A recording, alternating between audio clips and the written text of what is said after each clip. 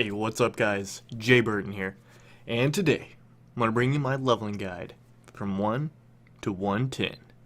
I'm working on a second account, leveling up everybody, so I thought I'd go ahead and just share with what I do to level up to 110 as quickly as possible. First thing I want to talk about before I talk about the leveling is the Dread Pirate Ring. This is one BOA that most people don't have. Used to, you got it from the Luwak Fishing Daily in Northrend. That's when I got it. Now it's STV fishing, well, not daily, fishing competition. So now it's an STV. I believe it's still every Sunday. Check Wowhead if you want more information on it, but you should get it. Every little advantage helps. Alright, so anyways, I made this little sheet here. Okay, so from 1 to 15, you want a quest, right? You want to try to get 15 as possible so you can do dungeons. Now, if you're a dot class or a hunter, don't even quest. You're a lot better off just killing things. You can kill quickly, pull quickly, they'll die quickly. Grind, grind. Alright, now once we hit 15, if you're a tank, specific queue dungeons, just keep going. Now, everybody, no matter if you're a tank or not, you want to queue for the lowest dungeon. You don't want to skip any of these dungeon quests. You want to go through all of them. And if you random queue, you can end up getting a dungeon twice, which is really bad. We only do the dungeons because the dungeon quests give a huge amount of experience. So specific queue each dungeon, start with the lowest one, Ragefire Chasm, Dead Mines, Wailing Caverns. Go, like in that order, so you don't skip any. Now, if you're a healer or a DPS, you're going to have a queue time. You need to be grinding mobs in between the queues to maximize your EXP per hour. On my Warlock, I was in Northern Barrens, grinding mobs, slowly making my way towards Ashenvale because I was getting close to 20. So that way I can still grind mobs at level 20 while I'm in queue. Just keep doing that. Just keep traveling. I didn't even go to Orgrimmar. I didn't get my mount until like level 50. Well, I was a Warlock, so I by default got my mount. I just forgot because I'm bad.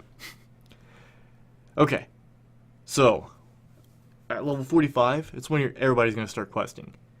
The dungeons, like the availability of the dungeons, become a lot smaller. You'll end up repeating dungeons, and that's bad. So just knock out the dungeons that you haven't done yet, get those quests out of the way, excuse me, and then start questing. I like to do Searing Gorge and those places because they're pretty small, but there's quite a bit of content in terms of quests. So do that.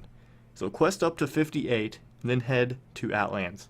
Outlands is when questing gets better in terms of experience and the amount of quests there are. Like in Zangarmarsh, I had 12 quests on my Warlock to turn in. That was pretty nice. Questing is the optimal way for leveling up in Outlands.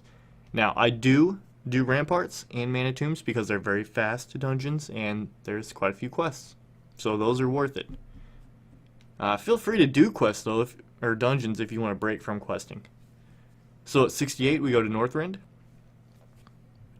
Really just questing, that's all I do. I don't even touch dungeons. I personally don't need breaks, but I understand Northrend questing can get a little dull. So do some dungeons to take a break from it. And then at 80 we're going to start heading to Cataclysm.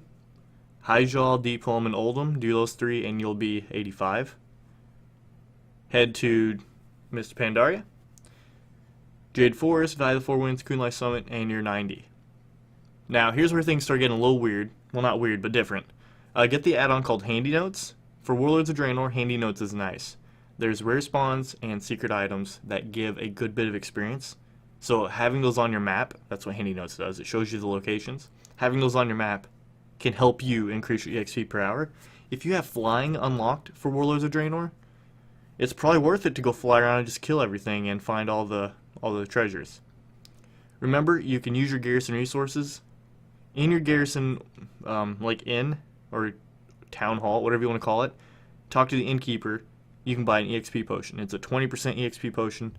You don't need your resources for anything. We don't care about Warlords of Draenor stuff. We just want to get out of it. So buy those EXP potions. And also, when you hit level 96, head to Spires of Iraq, because about 15 quests in, or 20 quests in, you'll be able to get this 20% EXP buff that's permanent while you're in Spires of Iraq.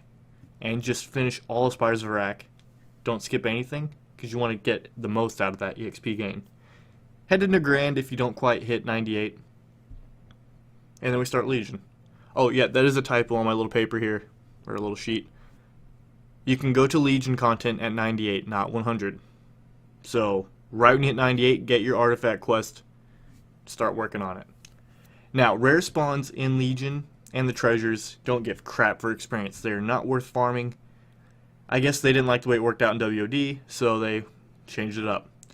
Dungeon quests, though. When you unlock the dungeon quests, do those immediately. You do not want to have these dungeon quests when you hit 110, because they give such a big amount of experience. It's a big waste if you don't do them. And they also give you an 800 item level piece of gear, which will help you level up faster too, just because you're killing faster. So questing will be your main source of leveling up. Also, get the Legion app for your phone. A lot of people don't really like it, but what's really cool is there's follower missions that award you experience, your character experience.